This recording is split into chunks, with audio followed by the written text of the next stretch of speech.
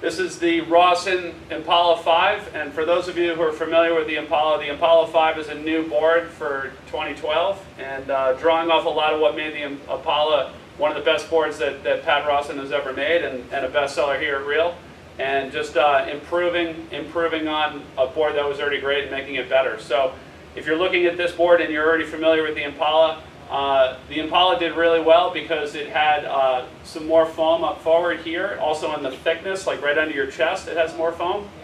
It makes the board really easy to paddle into waves, and also has a little bit less nose rocker and a beak nose. So all this extra foam in this front third of the board makes it a lot easier to get into the wave early. And then when you attach that to a Rawson rounded pin, I mean, it's a magic board. It just works in a really wide variety of conditions. When you're looking at this board now and switching it over to the 2012 Impala 5, the biggest changes you're going to see are in the foil of the board, meaning like how the foam flows through the board.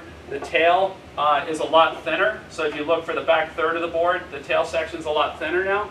And then also on the bottom, on the previous Impala, there was basically a flat bottom and a little bit of V in the tail.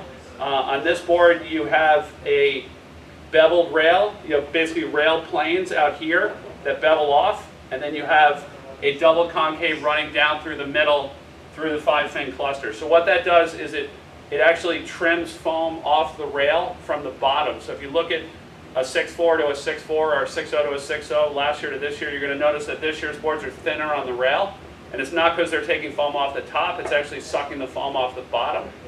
And then also you're going to see that noticeable bottom shape in the board where you have the rail planes, and then you also have the double concave through the center. And what that's going to do is channel water through the fins, give you much faster planing speeds, and then also allow the board to rock into the turns off of those rail planes.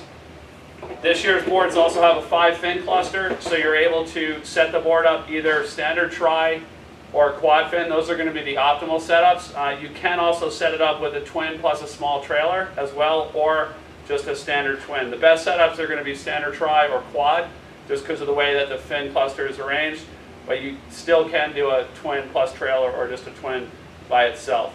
So this is the Impala 5, and we've got them in stock from the mid-5s up to the mid-6s.